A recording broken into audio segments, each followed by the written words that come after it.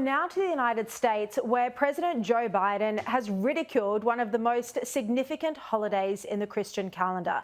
Biden has officially declared Easter Sunday Transgender Day of Visibility. He wrote in a social media post today, "We show millions of transgender and non-binary Americans that we see them, they belong, and they should be treated with dignity and respect." Of course, that's all true, but the question is why on Easter Sunday, and he has been condemned for this move. Joining me now, Sky News contributor Kosha Garda.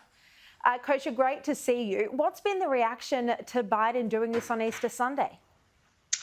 Hi, Sharri. Great to be with you. It definitely seems to have set off a firestorm this year. I was looking into it actually, and I wasn't that familiar with this day myself because it never received such a firestorm before. It actually was established in 2009 by a US-based youth advocacy group, and since then it's globalized and expanded. Biden actually proclaimed March 31st to be this day when he took office back in 2021. But this year, March 31st happened to fall on the same day as Easter. And that is why I think a lot of people find this very divisive and very incendiary, because he and his counterparts in Christian majority countries around the world, our own Penny Wong, I think, stepped in hot water as well. Yes. Canada, elsewhere, this has become a big thing because it feels like they're amplifying this day, superseding or over and above Easter. And the second thing is that this issue is very controversial if we're very honest about it. It's not just about belonging and inclusiveness and all that, which I think most people agree with.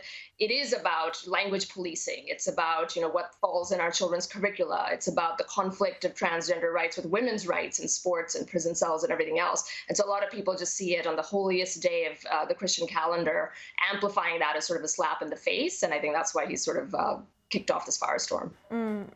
Donald Trump has also drawn criticism this weekend after posting a video on social media that contains the horrific image of Joe Biden tied up on the rear of a passing truck. Kosha, why would he do this, given the claims that he's already facing of encouraging violence? I think this is classic Trump and not the best version of him. When we speak of amplification, I think it was something a supporter of his put on a truck. He amplified that on Truth Social. And it is something that makes a lot of people who support him, his supporters, because that's, I think, the more interesting group. Obviously, the people who dislike him, this just feeds into that. But this makes it difficult for supporters to continue to support that approach that he has. I will say that, unfortunately, since we've crossed the Rubicon in so many ways in terms of just the viciousness and how dirty politics has gotten in the US over the years, and it seems to be at a fever pitch now, on top of the fact that people are sort of used to Trump. He's done this kind of thing before. It doesn't quite spark as much furor from his base as it would have maybe 4 or 5 years ago. But I think most people would agree that we just wish he didn't do this because it doesn't help and he doesn't need to do it. Exactly. Look, we're out of time. Kosha Garda, great to see you as always tonight.